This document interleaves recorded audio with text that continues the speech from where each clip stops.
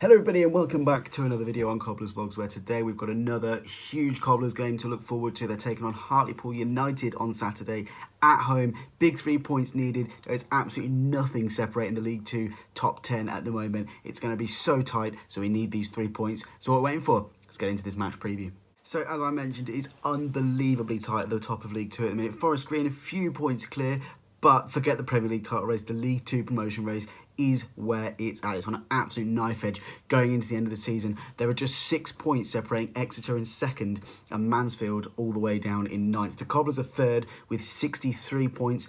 But if results go against them, if Cobblers lose on Saturday and results go against them, they could slip all the way down to ninth, which would be disastrous for the Cobblers promotion hopes. And let's hope they get the win on Saturday and results go for them, and they can maintain that automatic promotion spot. Hartlepool, they're pretty comfortable. They're slap bang in the middle of the table. They sit 12th.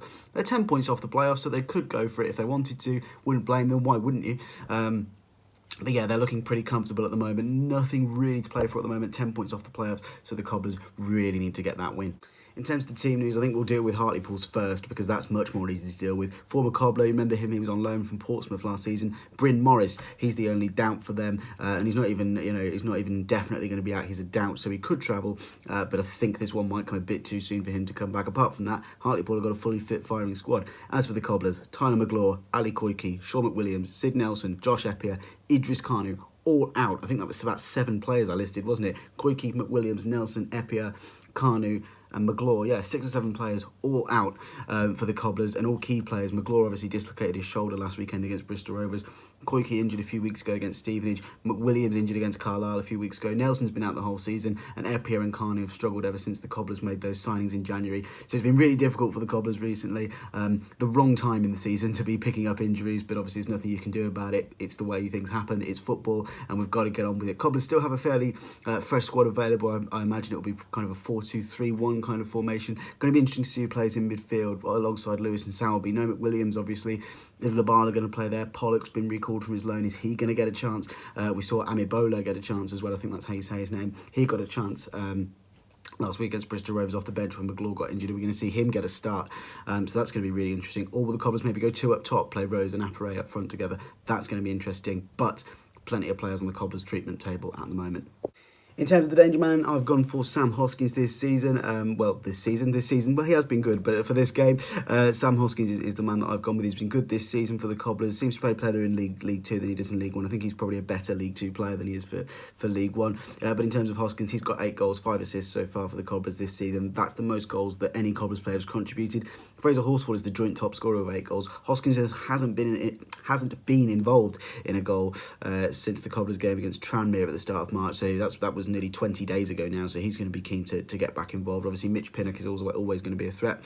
As for Hartlepool, I've gone with Luke Molyneux. He's got 8 goals for them this season. No assists yet for the striker, but he's been without doubt their main threat this season, and he'll cause the Cobblers plenty of problems on Saturday afternoon. He's got 8 goals, and he scored in midweek when Hartlepool beat Newport, which did the Cobblers a massive favour in the promotion race. Let's just add that in there. So thank you to Hartlepool for that, but we're now going to beat you on Saturday, if you don't mind. Cheers.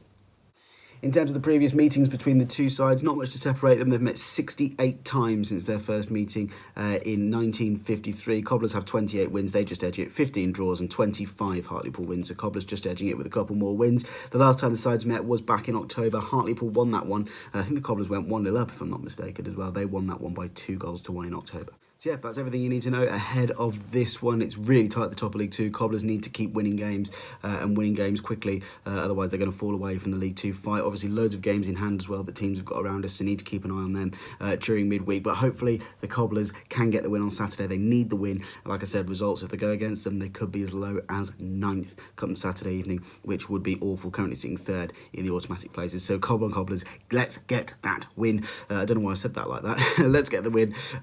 Much needed. And yeah, like this video to support the Cobblers, like this video to support me, like the video if you've enjoyed it, smash the subscribe button as well if you haven't already, and until next time, I'll see you all later. Bye bye.